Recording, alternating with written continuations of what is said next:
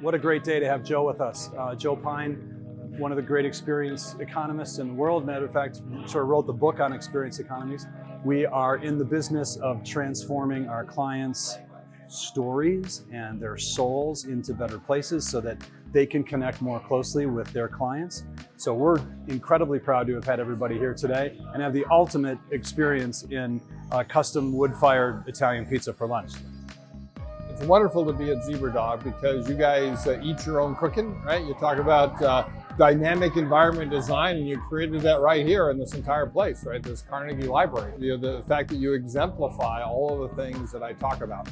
So it's a pleasure to be here, talk about the experience economy with your people, with your clients, with friends, and be able to really relay what's going on in the world and let them think about what business they're really in and what they're going to do differently.